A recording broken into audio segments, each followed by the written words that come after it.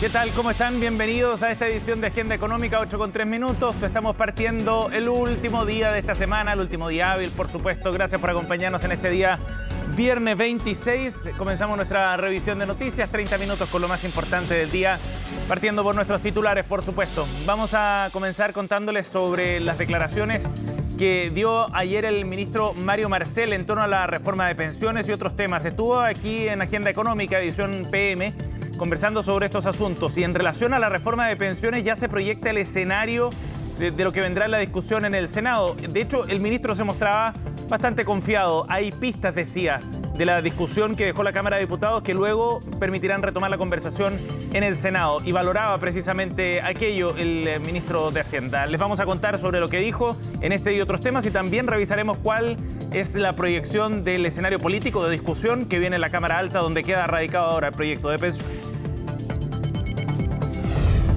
En otro tema, el diario La Tercera hoy día publica datos bien interesantes sobre cómo se ha dado en los últimos meses el traspaso de usuarios, de afiliados desde el sistema de ISAPRES hasta el sector de FONASA.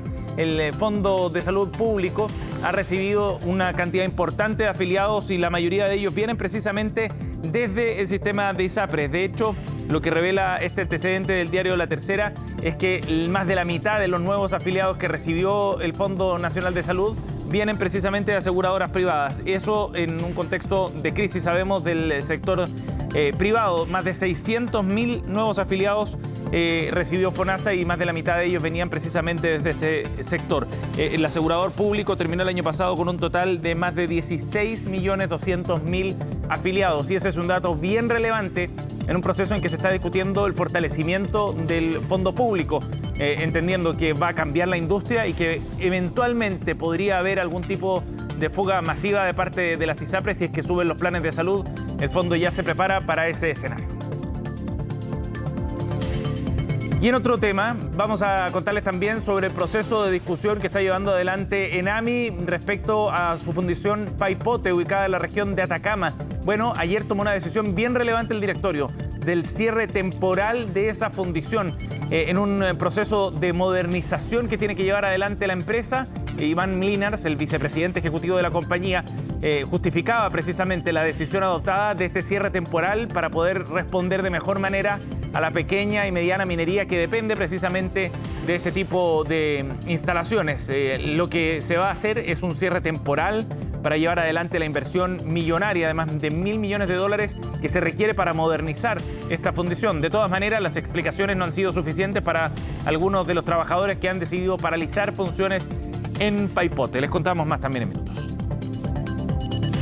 Y por último, vamos a revisar también datos del crecimiento de Estados Unidos, que ayer fue publicado, estuvo en un 3,3% finalmente en el último trimestre de 2023, dentro de lo que estaba esperando el mercado, en aquellos más optimistas fundamentalmente, que veían que el año pasado iba a terminar con buenos números. Esto ha sido un impulso importante también para la bolsa de Estados Unidos, que está llegando esta semana a niveles récord.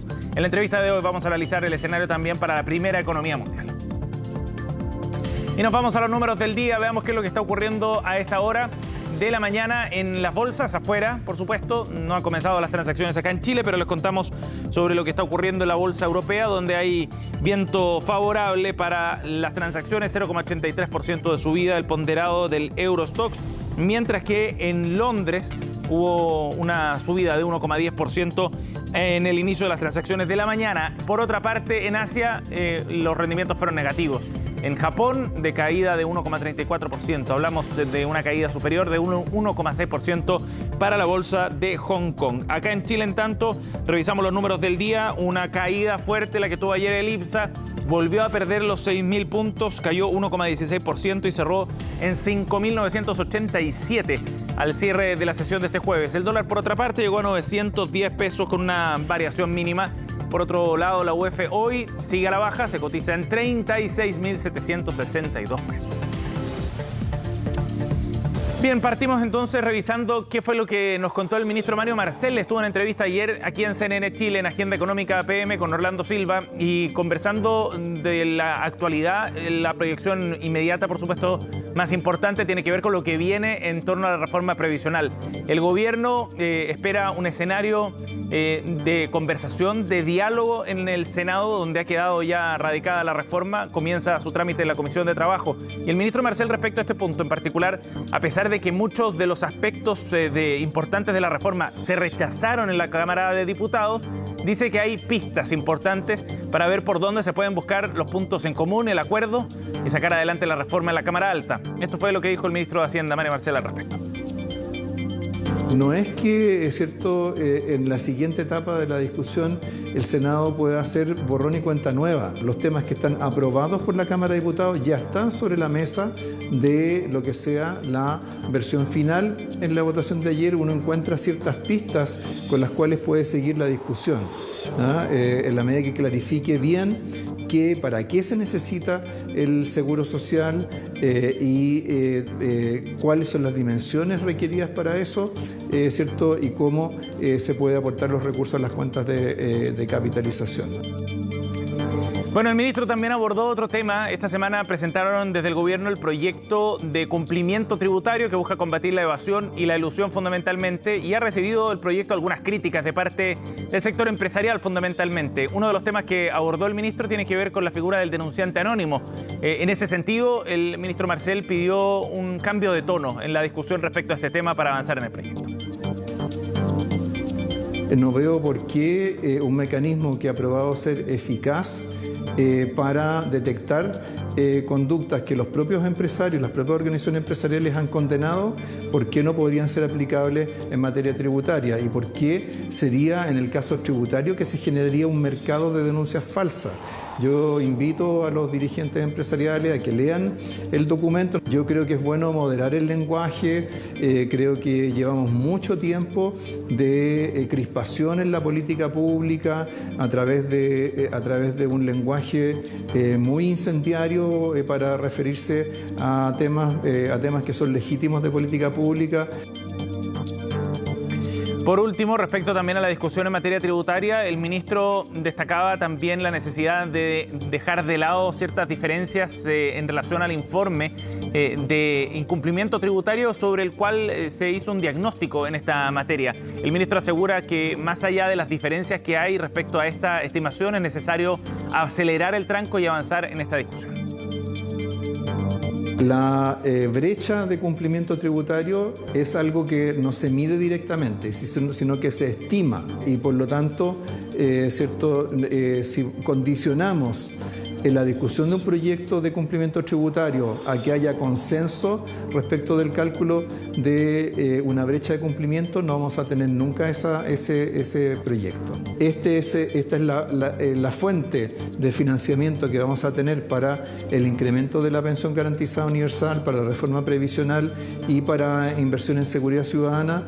No vamos a querer demorar todo ese proceso solo porque hay alguien que le queda alguna duda sobre la estimación de una brecha de cumplimiento tributario. Bien, la entrevista completa, por supuesto, pueden revisarla en nuestro sitio web en cnnchile.com. Y vamos a abordar uno de los temas que ya mencionábamos, lo que viene para el trámite de la reforma previsional que ha quedado en manos de la Comisión de Trabajo del Senado. Los senadores de esta instancia ya van adelantando parte del trabajo, de los puntos que han quedado de alguna manera descartados, dicen, desde la Cámara de Diputados, y aquellos que pueden abrir un espacio de acercamiento para llegar a un acuerdo y sacar adelante esta reforma que el gobierno pretende aprobar dentro del primer semestre. Los detalles en la siguiente nota. Votación particular. Aprobado. La mirada del gobierno estaba puesta más allá de los triunfos conseguidos en la Cámara cuando se aprobó la idea de legislar la reforma previsional. Votación que, pese al amplio margen, fue solo la primera valla de muchas que deberá cruzar la moneda en el Senado. La relación con el gobierno está congelada hasta que no haya una disculpa. Hay que ser maduro en la discusión, elegir las peleas. Si usted mira, lo que se aprobó fue como el nombre de una reforma, pero el contenido... Críticas al contenido, polémicas intervenciones y acuerdos cambios de último minuto. Así fue la antesala del despacho hacia el Senado, donde la reforma será revisada en primera instancia por la Comisión de Trabajo, espacio integrado con mayoría opositora. El gobierno ha insistido en un camino que se estrella una y otra vez con la misma muralla.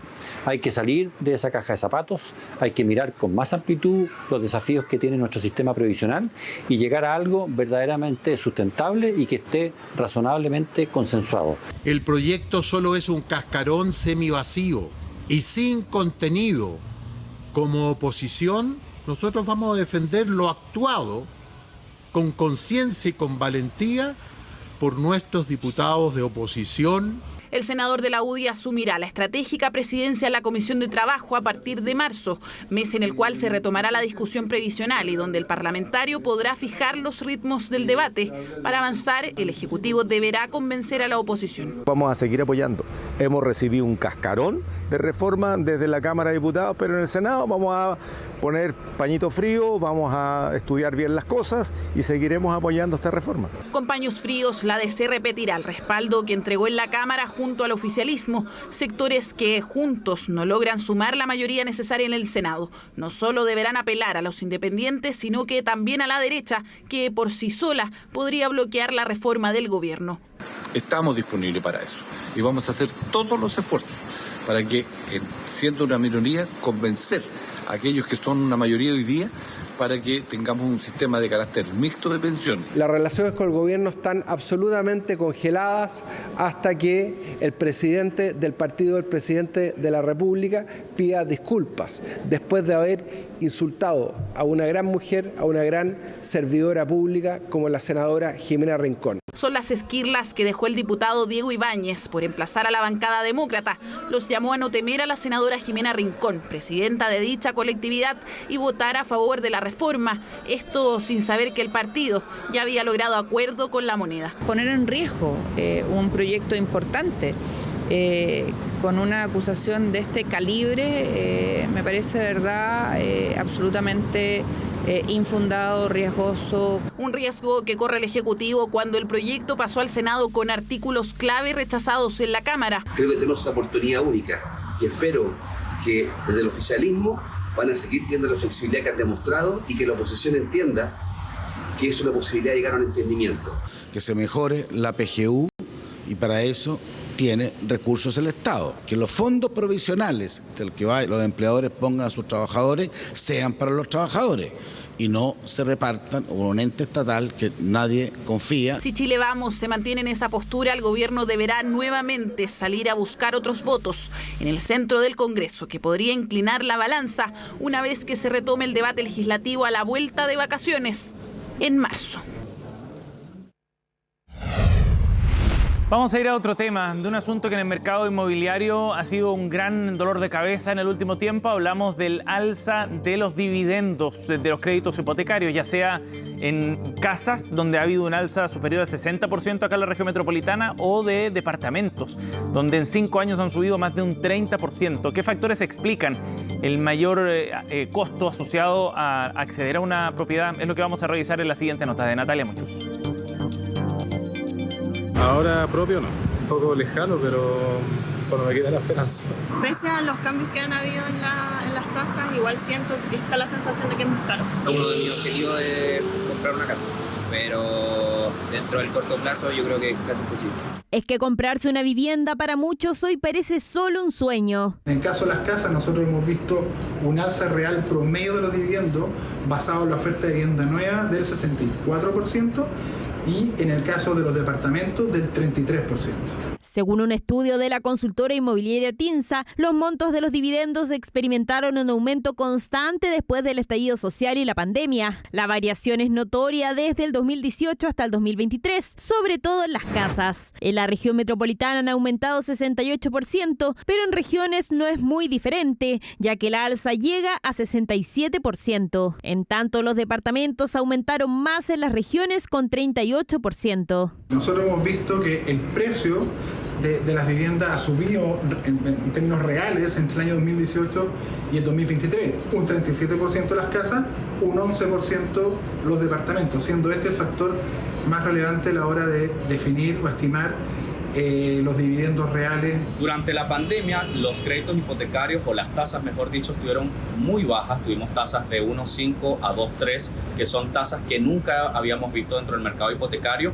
Y el chileno o el mercado chileno se acostumbró a estas tasas durante los últimos 3 años. El incremento de los precios y las subidas de las tasas de interés de los créditos hipotecarios encarecieron los dividendos. Hoy la media de las casas es de 4.682 UF. Puerto Varas acumula la mayor alza en los últimos 5 años, con incremento de 283%. En departamentos está Talcahuano, en la región del Biobío, con 85%. Pero ¿cuáles son las comunas que presentan mayor oportunidades? Una de las comunas más accesibles a que las personas puedan querer adquirir buenos precios y buenas condiciones hipotecarias, tenemos San Miguel, Macul, La Florida, Ñuñoa, Providencia, y una de las regiones también donde tenemos un buen stock de propiedades y buenos precios, la quinta región también, con Reñacas. Es que de a poco el mercado inmobiliario comenzaría a dar noticias positivas. La espera de la baja de la tasa de interés y la caída de la inflación mantiene optimistas a los nuevos proyectos inmobiliarios, quienes también flexibilizan y entregan sus propias ofertas. Tenemos una activación de tasa congelada que le permite a los clientes asegurar cuál va a ser el dividendo en los siguientes 2 años y más adelante ajustarse a las nuevas normas del mercado y con la portabilidad financiera negociar sus tasas. Le garantizamos al cliente el pago de su dividendo mes a mes. Si el departamento tiene vacancia, si el departamento hay que pagar gastos comunes porque no está arrendado, es un problema 100% de Norte Verde. El cliente recibe todos los meses un monto que está garantizado. Sin embargo, la precarización laboral hace difícil que los menores de 35 adquieran una vivienda. Hoy día es imposible pensar en comprar un departamento de 3 dormitorios, por ejemplo. Uno, porque no hay, o los que hay son imposibles de pensar. No, por ahora no es mi proyecto. Ha subido bastante. No, prefiero esperar y arrendar, seguir arrendando. El arriendo es cada vez más común en los jóvenes. Algunos la llaman la generación sin hogar, lo que según expertos podría comenzar a cambiar este 2024. La gran oferta de departamentos y casas nuevas no vendidas podrían traer una estandarización de las tasas, más la caída en la inflación podría significar la ansiada baja en los dividendos.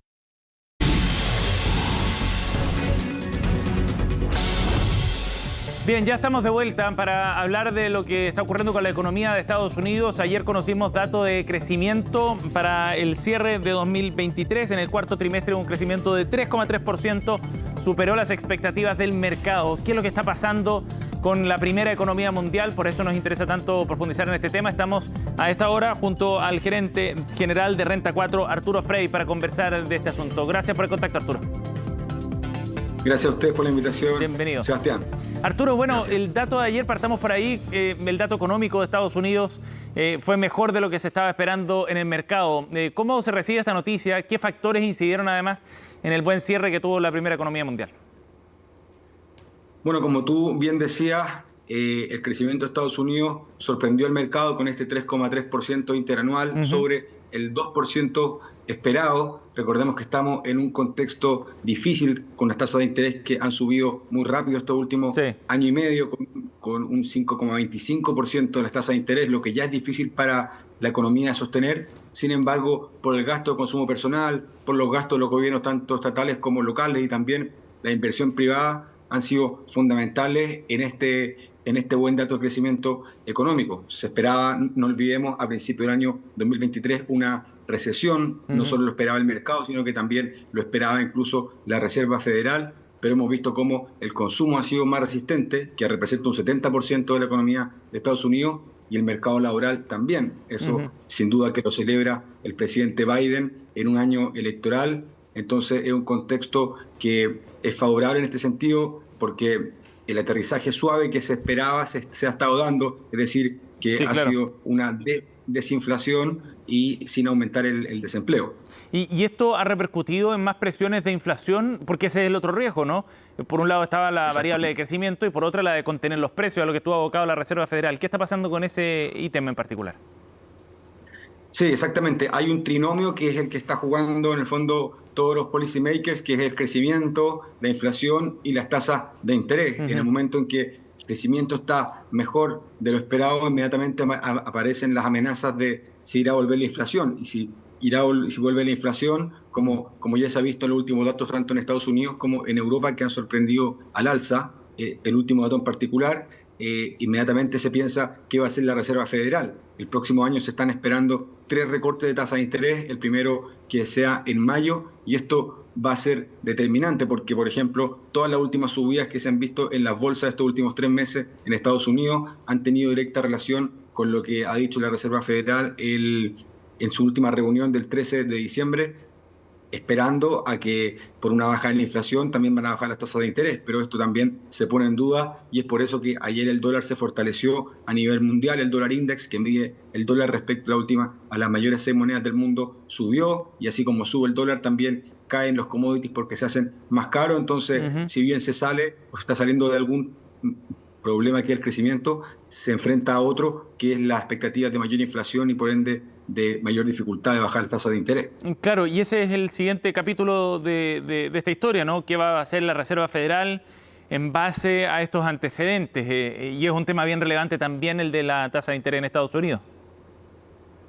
Sí, la inflación en particular nosotros pensamos que es algo bastante estructural, que es un fenómeno monetario que viene incubándose del año 2008, que tuvo un golpe muy fuerte después en el COVID y ahora que si bien hay elementos de apoyo como la reapertura de China, estos estímulos fiscales en Estados Unidos y en Europa, la fortaleza del consumo, sigue siendo un elemento muy difícil de considerar qué va a pasar con la inflación. Nosotros, como te decía, pensamos que hay bastantes riesgos respecto a esto, sobre todo por la desglobalización, o sea, este proceso que se ha ido geopolítico, que ha ido afectando tanto las relaciones entre las grandes potencias mundiales, ya desde la crisis de la guerra comercial del año 2017 en adelante, con las otras guerras que se han visto. Entonces todo esto hace que haya una menor globalización, menor intercambio entre los países, y con eso sea más difícil que bajen los precios y finalmente que la inflación sea algo que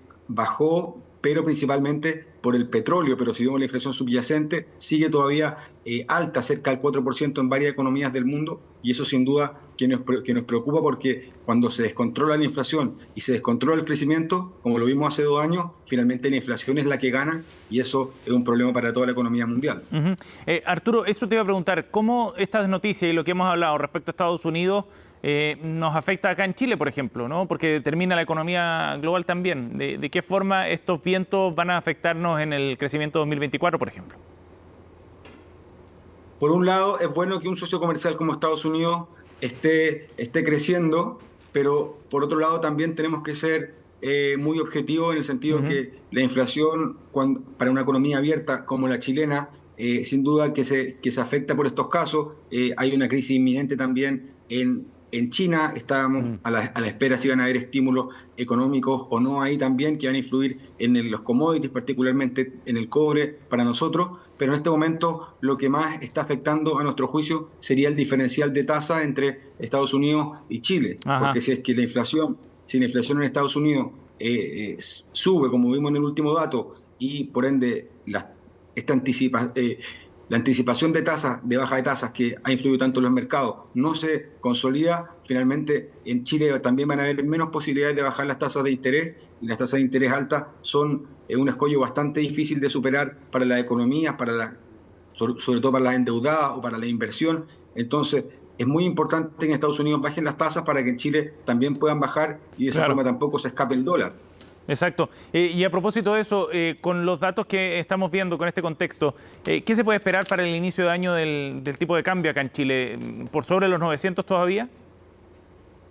Sí, pensamos que no va a ser fácil que caigan los 900 pesos, sobre todo porque se ve una economía de Estados Unidos más fuerte y por ende el apetito por dólares va a ser también más importante. Y por eso ya vemos que la inflación y la tasa de interés vuelven nuevamente a ser los grandes temas. Al mercado en general no le gusta ver que hay posibilidades de ver la tasa de interés que se mantenga alta, y en ese sentido va a ser para los mercados tanto afuera como en Chile y por ende para la economía va a ser algo difícil de superar, sobre todo que se han visto rallies bastante importantes estos últimos meses, lo cual anticipó un poco las buenas noticias, y ahora se van a necesitar noticias mejores aún para poder sostener esto. Entonces, el año 2024 debiera ser un año complicado en ese sentido, comparándolo, por ejemplo, y yendo a la tesis de los contrarians, por ejemplo, que es decir, que cuando la expectativa del mercado está muy buena,